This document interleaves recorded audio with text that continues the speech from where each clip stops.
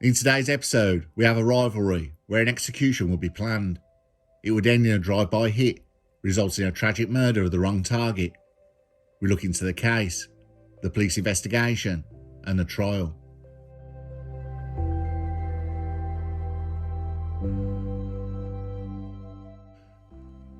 We go to Blackburn, Lancashire 2020 on Whaleybanks Road. RI tyre firm had competition. A year before, Quick Shine Car Wash and car valeters next door to RI Tyres had started to sell and get into the business of tyre fitting. In 2009, Quick Shine Car Wash had started on the site after a car dealer had moved location. The owner of the business was Pakar Khan. 5 years later, RI Tyres moved onto the site next door to the car wash. The business premises before used to be a tool hire shop. The seeds of the conflict were planted between Firoz Suleiman, owner of RI Tyres, and his rival, Pakar Khan, owner of Quick Shine Tyres.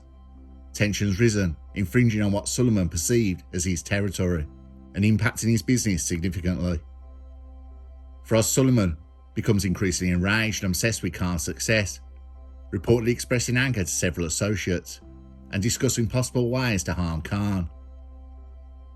Suleiman begins to consider violent measures, viewing Khan as an unsurmountable threat to his business. Suleiman begins orchestrating a plan to have Khan killed. He enlists Ali Azzain to coordinate the assassination, who in turn contacts Samir Raja, a man with connections to criminals in Manchester, to serve as the gunman. Suleiman carefully plans the hit, believing it will eliminate his business rival. The plans advance with Azzain, Samir Raja, and Anthony Enis as a designated getaway driver. Anthony Enis, Samir Raja, and other participants in the murder plan are allegedly instructed to carry out the hit in broad daylight to ensure it is witnessed by the community, marking it as a public warning.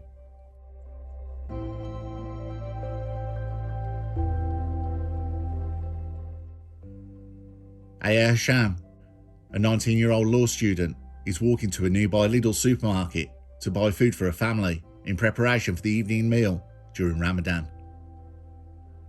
She's not involved with the two businesses or the people involved in this feud. Aya Hasham was a bright and promising law student who had escaped war-torn Lebanon with her family and resettled in Blackburn and grew up in the area. Aya, at just 19 years old, was deeply committed to her studies, hoping to become a solicitor. At around 3 p.m, the hired hit team arrives on the scene. CCTV footage later shows Suleiman standing outside RI Tyres, watching and anticipating the violence. Raja and Enis drive in a silver Toyota Aventus, sourced by Abakua Satir, specifically for the murder. At 2 minutes past 3, as Aya Hasham walks past Quick Shine Tyres, Raja, sitting in the back seat, fires 2 shots from the car. The first bullet misses a target, Pakar Khan, hitting the front window of Quick Shine Tyres. The second shot strikes Aya Hasham, who collapses on the pavement. She's critically injured as the bullet penetrates her left shoulder and exits through her body. Witnesses call for emergency services and Aya is rushed to hospital. However, she is pronounced dead shortly after arrival. The bullet that killed her was later found embedded in a nearby telegraph pole.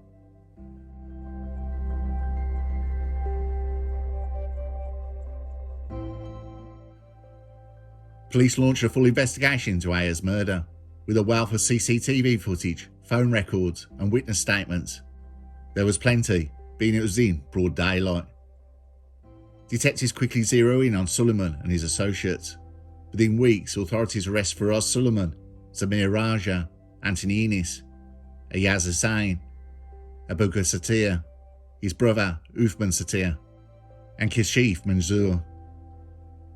The Toyota Aventus car was not torched and just abandoned, which left police with a wealth of forensics. Investigators discovered extensive planning, including burner phones, CCTV evidence, and financial transactions linked to purchasing the Toyota Aventus used in the shooting. Evidence also reveals that Hussain and the others coordinated closely to hide their tracks, attempting to dispose of the evidence that could connect them to the scene. police identified the men and their roles in the murder. Frost Sullivan, 40 years old of Blackburn, instigated and organised the hit. Abubakar Satir, 32 years old of Blackburn, sourced the Toyota Avensis used in the shooting and was also involved in buying petrol afterwards to burn out the car. However, this did not go ahead. Kashif Mansour, 26 years old of Blackburn, was responsible for ensuring the Toyota Avensis used to transport the shooter was running on the day of the incident. Judy Chapman, 26 years old of Great Harwood, drove the gunman and the driver from Bolton to the Toyota Avensis on Wellington Road, Blackburn, and collected them afterwards in the afternoon of the shooting. Uthman Satir, 29 years old of Great Harwood, Judy Chapman's partner, was also responsible for transporting the gunman and the driver to the Avensis on Wellington Road as Chapman's front seat passenger. Iyaz Hussain, 35 years old of Blackburn, was the link between the Lancashire offenders and Zamir Raja and Anthony Ennis. Based in Manchester, he played a key role in organising and orchestrating the shooting and was in the company of Abubakar Satir when the petrol to burn out the Avensis was bought. Zamir Raja, 33 years old of Stretford, Manchester, was responsible for sourcing and transporting the firearm used in the shooting, as well as firing the shot. Anthony Ennis, 31 years old, drove the Avensis carrying the gunman during the shooting. Callie Bainbridge. After the shooting, Callie Bainbridge drove to Bolton to meet Raja and Ennis to collect their phones. She then drove to Manchester and switched the phones on to create the false impression the pair were not in Blackburn at the time of A.O. Sham's shooting. Ennis's phone was turned on in Partington, where he lived, and Bainbridge then drove to Sale, where she turned on Raja's phone.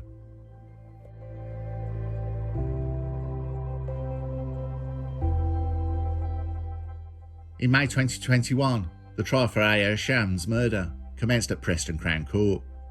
Evidence including CCTV footage of the shooting and Sullivan's calm presence at the scene is presented.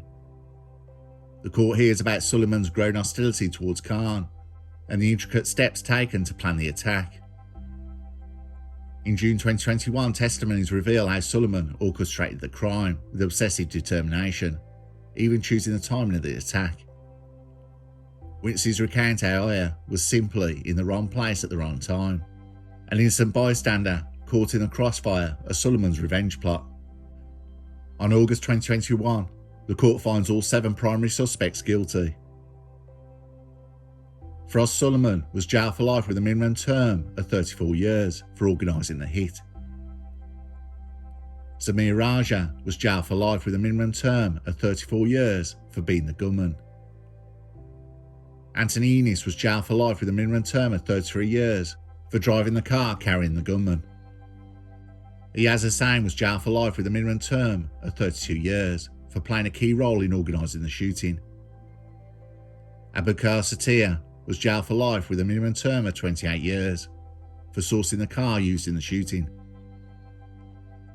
Uthman Satir was jailed for life with a minimum term of 28 years for transporting the gunman and the driver. Kashif Mansour was jailed for life with a minimum term of 27 years for ensuring the car was running on the day. Judy Chapman was jailed for 15 years for manslaughter after driving the gunman and the driver from Bolton. In 2 further trials, Lewis Otway was jailed for a minimum term of 32 years for murder for playing a key role in organising the plot to kill Pakar Khan. He screamed and shouted he was innocent after he was sentenced. Callie Bainbridge, who admitted taking the men's phones out of the area, was jailed for 23 months.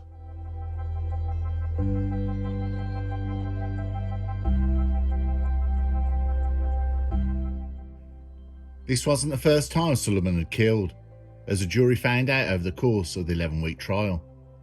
In 2002, Sullivan killed a pedestrian as he sped through a junction in his BMW. He was jailed for 3.5 years for death by dangerous driving, after Preston Crown Court heard he had abandoned his car following the accident, which killed Terence Brennan, who was 67 years old. 10 minutes later, he rang police and told them his car had been stolen from outside a bank. Sullivan, 21 years old, had only admitted his guilt on the day his trial was about to start. The evidence was disclosed to the jury following an application to the judge. At the time of the accident, Sullivan's driving licence had been revoked and he had no insurance and no MOT. In 2014, Sullivan and Iyaz Hussain appeared in court together for an assault on an RI Tyres worker. Magistrates back then were told how the man was locked in a room with Sullivan and Hussain and assaulted after the victim said something derogatory about Sullivan's sister. The man was punched on the temple, he was hit on the head with a battery charger, and kicked before metal items were thrown at his head. Sullivan warned the victim, "That was nothing. I didn't go full force. If you go to the police, I will kill you." The defence solicitor at the 2014 hearing claimed his client was not a violent man. They both pleaded guilty to assault, and Sullivan and Hussain were both ordered to do 200 hours unpaid work and to pay £100 compensation.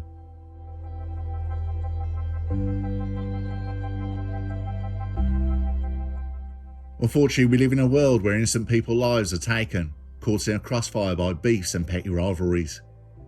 The police's operation on this case was well planned and organised, which established who was involved pretty fast, and gathered information and forensics, which gave the court and the jury a full series of events that led to Aya Hasham's murder. What's that saying? For every action, there's a reaction. RI Tyres doesn't look like it's doing much of anything anymore, now renamed Tyres, where the rival Quickshine Tyres is thriving. For us, Sullivan, actions not only cost him his freedom, but also lost him the business battle.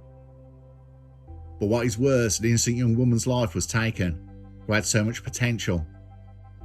A life cut short, who had nothing to do with the petty business rivalries, who lost her life buying groceries for her family. Another innocent victim, simply in the wrong place at the wrong time.